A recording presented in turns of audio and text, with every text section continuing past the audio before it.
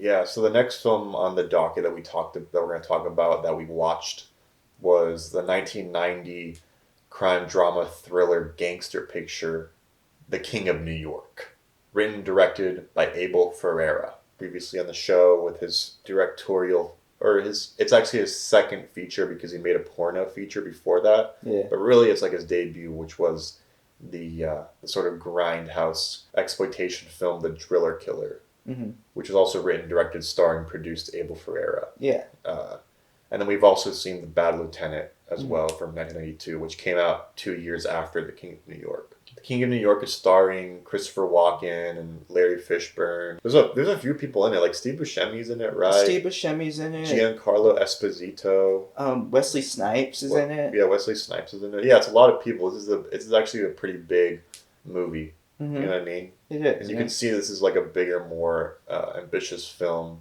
with a little bit more Hollywood studio stuff going down in it. Yeah. Because we have this sort of gritty street quality that Abel Ferrara is known for, Mm-hmm. and then we have sort of like a Hollywood gloss. Yeah, that's a good way of putting it. Hollywood gloss, but I never feel like it's too glossed over, you know? Yeah, do you want to go over what the movie's about? So it follows Christopher Walken, who I guess is this kind of New York gangster, He's a drug kingpin. drug kingpin. That's a good way of putting it. And he's getting out of prison right when the movie starts, and I guess he's been in prison for like years now. And he goes back to New York, and he wants to kind of bulldoze his way into the New York elites, and he wants to run for mayor. He wants it to be his city. He wants to do it right this time, is the sense I'm getting from him. But he doesn't go about it the right way. Like, he doesn't try to go legit. He doesn't try to turn a corner or anything. He's like, I'm going to be harsher now. I'm going to be more brutal. I'm going to fuck over all my enemies. Yeah, like Christopher Walken comes home and he's greeted by like his gang, which is mostly a black gang from like Harlem or whatever. And he's actually, everyone who works for him is actually black or like Hispanic or something, because in a way he's like a character for the people. You know Yeah, he what I mean? is. He has like this sort of Robin Hood quality where it's like, we're gonna kill the bad, and then we're gonna take money and give it to like the poor. Yeah. But he's also like a very malicious, benevolent character where he just like will kill someone like that. Yeah. You know what I mean? Who like Yeah. distrusts him. He like fucking gang. He'll kill like another gang lead like Yeah. right off the bat. He's like trying to clear the streets and like build up his empire again. Yeah. And he's also at the same time kind of trying to go legit because he wants to like run for mayor or whatever. Mm-hmm. But he has like this sort of quality of like he wants to help, but it's almost like he has like this kind of distorted worldview, probably because he's just like fucked up in the head and he's a crazy guy. Christopher Walken is a crazy guy. I love Christopher Walken. Yeah. I love Christopher Walken. This movie, you know, it's good. Like I enjoyed watching it. I think the first half of the movie is really good. Like I was very entertained by it and stuff, and it was almost like I was watching like a good Scorsese gangster movie. Because I think Abel Ferrara and Scorsese are sort of in the same sort of wheelhouse because they're both like from New York, Italian street. They came from the streets, like making street movies. You know, like Mean Streets and like Taxi Driver, and Abel Ferrara made like, you know, Driller Killer, Miss 45, Bad Lieutenant, like those very street driven crime, like gritty, you know, shit going on. The thing with me, dude, in this movie, I feel like narratively it doesn't work at times. Yeah, it's kind of predictable. The way he goes about things doesn't make sense. And then the whole cop storyline, where I feel like a third of this movie is us following cops and us kind of being sympathetic to the plight of the cops, trying to figure out where all these killings are coming from, who's killing these gang leaders, right? And they fucking really have it out for Christopher Walken. They really have it out for him. And I feel like it's never justified. Like, I don't understand why they have it out for him so bad, because they're like, we're gonna fuck you up. Like, they like have to pull each other away from like shooting him, basically. He's just cleaning the street. Like, he's for the people. And the cops, what we see in the play, in the movie that Christopher Walken attends, cops are not for the people. But we're still following their storyline and their perspective a lot of times. And I feel like it never really lands for me to make sense. They could have dove deeper into that conflict between like police brutality and like the normal people, you know what I mean? But they never really do. And I feel like the animosity these the cops and Christopher Walken's gang have for each other is never justified. It's never earned.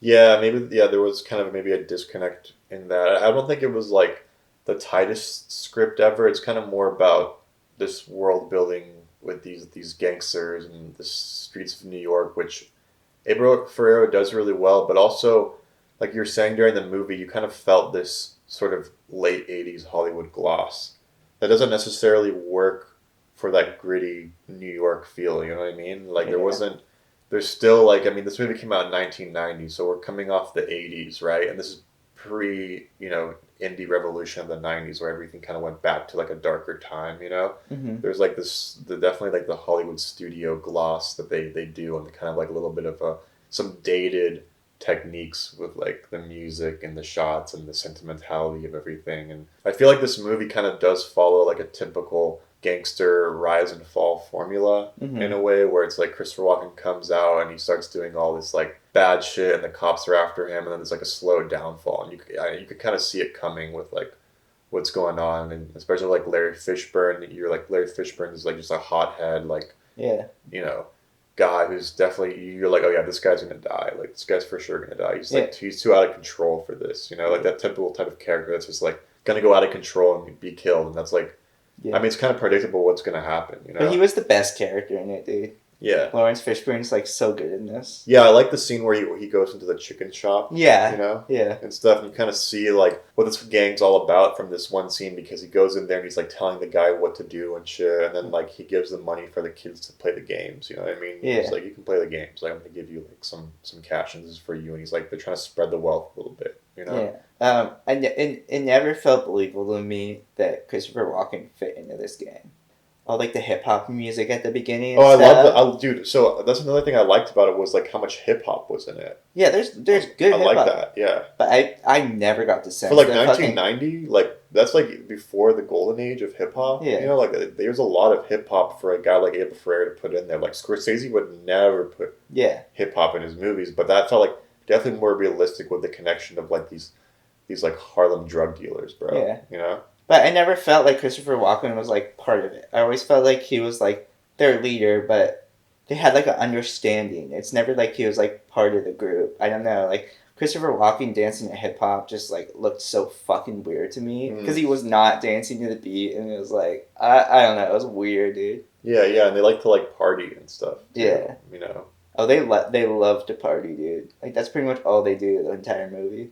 They're like, let's party and let's fuck people over. Yeah, I'm just trying to think about like what the overall message of this movie was.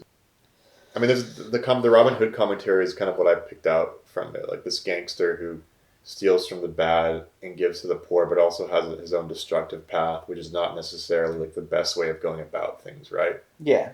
Like he does have some moral compass, but then he's also like a hypocrite at the same time. Yeah.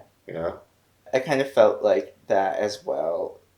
Because New York is like fucked up during especially during the 70s. Dude, during the 80s, oh my god, yeah, New York was like New York was not definitely New York today. In an economical decline, and also in this movie they shoot at the Plaza Hotel, which was at the time was owned by Donald Trump, and Donald Trump said he's like, oh yeah, Abel, do me, I'll do you a tremendous favor if you take a picture with my wife Ivanka. She's a big fan of yours, and like that, and he was able to shoot at the Plaza Hotel for free because Christopher Walken took a picture with Ivanka Trump. Really? Yeah, Donald Trump. Wow. Yeah. He's like, Abel, I'm a huge fan of yours. You tremendous fan. Fuck And Donald Trump, dude. my wife Ivanka is a big fan of Christopher Walken. Can we get a picture? And then he gave him. You could shoot at the Plaza Hotel for free, dude. Okay, that's cool. Yeah, it's just an interesting little thing. Yeah, I mean, it was shot all on location in New York, which was cool. Like that's very much that vibe of where he came out of. Yeah. Like the 80s and stuff. Yeah, I really like that aspect of it. I like the New York griminess. But like I said, I feel like it doesn't really land. Bad Lieutenant, that fucking lands, dude. That's such a good movie. And that griminess, it's just grimy enough to where you're just kind of repulsed by it. Same with Driller Killer. This, I never felt like got there. Yeah, it was too... The griminess wasn't like super all there. Yeah. Thematically, it's hard to The find. violence is good in it, and it comes comes out of nowhere sometimes. Yeah, it does. It does. I do think there were some cool like shooting scenes and stuff, but other than that, I was pretty fucking bored during it, and I just never felt like thematically it landed where it should have. I never felt like it had like a bigger meaning or anything like that, even though it's like trying to say it. And like I feel like Christopher Walken at times when I was watching him, I was like ready to fall asleep because it's just him staring at the skyline or some shit. Or, like I don't He's know. the king of New York. Yeah, I know. But there's definitely some melodrama. Yeah, there's a little bit of melodrama with like Christopher Walken and the woman that's playing his girlfriend slash lawyer. Yeah. But I don't know. I was like more interested in like what Larry Fishburne had to do and like that scene where there's the shootout and then they like speed away from the cops and stuff and then there's like the fight, you know. I thought that was like the best part of the movie. Yeah, I like the violence in it. I think Abel Ferrara does a really good job with the violence and blood and just the fucking like that shit's pretty wild. Yeah. But it all needs to flow together more, I think. And yeah. I do like the part where like Christopher Walken's trying to go to all the different gangs and be like, "Yo, let's work together. Don't come over to my space and undercut like my workers and stuff like that." And they're like, "Fuck you," and they're like racist. And the Italian guy's like, "Yeah, if you live long enough to see that or something." And like as soon as he says that, Christopher Walken just turns around and shoots him. It's like we're not going to come to an understanding. So what's the point of like trying to win him over? Or trying to be nice? He's definitely a Machiavellian type character where he's like, yeah, like if there's the possibility that this person could be an enemy, take him out right away. Don't even wait for him to like strike. Even if there's a possibility in your mind that this person might fuck you over, even though there's no sign of it yet, like you just gotta take care of it right away. You know? Yeah. Yeah, definitely has that. And then you see the scene where I love the scene on the subway where he's making out with the lawyer and those like thugs come on and he's able to like manipulate situations, like seduce them to like come and like work for him instead of getting robbed. Like he gives them like hella money and then he's like, "Yo, come work for me. I'm at the hotel. Like come meet me there." And shit. And they end up being there later in the movie partying and then they get killed, dude. Yeah. No, that was really cool. I really like that. How he like wins people over and then how he kind of like takes people from different gangs under his wing. Like some of the Italian guys follow him. It's cool. There's one shot that I love too. Is like, I guess they're Chinese, the Chinese gang when they like ambush them. Oh yeah, the Chinese gang. Yeah. And they like surround them and their leader, like who was like a fucking asshole, was like fucking them over the entire time. Which like I don't know why the leader didn't just take the deal, dude. It was like a good deal. They finally surround him, and then you see them like robbing them and taking all their drugs and everything, like all the stuff that they wanted to buy from them in the first place. And the camera's going around the room, and then it reveals at the very end that the guy's hanging there. I was like, sick. I really like that shot a lot. And I like the part in the beginning. Like, so the first half of this movie flows really well. I love all the scenes, and like I was really entertained. And I love the scene where they execute that guy, and so they kill that guy in the phone booth. And there's also that scene where they're in the hotel room, they're doing the deal with the Colombian guy, and Laurence Fishburne gives him the briefcase, and when he opens it, it's just a bunch of tampons. And he's like, "What the fuck are these for?" And he's like, "They're for the bullet holes," and they fucking cap them up, and there's like huge shootout in there and shit. I love that shit. I love good shootouts. The shootouts were cool. It's like Narcos, dude. I like how people like give us advice on our show, like, and even though they've never been on it, they're like doing nothing for it. They just give advice like how it should be, even though they like have no skin in the game at all with it. They just like say how things could be better, but they're just not gonna. They're not gonna do it. Like we like they expect us to like be the ones to like do what they say to make it better, even though it's not their show. They're giving advice, but like you can never blame someone for giving advice. You can just be like, "Yeah, okay, thanks. Yeah, that's a good idea." Anyone can give advice. It's hard to do it. Yeah, but you can also like nitpick at other people's shit, dude. Yeah, well, I mean, everyone does that, right? Everyone's a critic. So, I mean, that's kind of what everyone's we're doing. a critic, but they don't listen to their own advice. Yeah, that's just hypocritical. Yeah, I mean, it's like if you want to start your own show, then you can do that. Like, thanks for the advice, I guess. But like, I don't want to take advice from people who, unless they have some skin in the actual game, they're putting something in it. You know, like they're actually invested in it somehow. Otherwise, like, I don't really give a fuck. It's like my fucking show. Someone like Abel Ferrara, he's someone who just like fuck it, I'm gonna do it my way.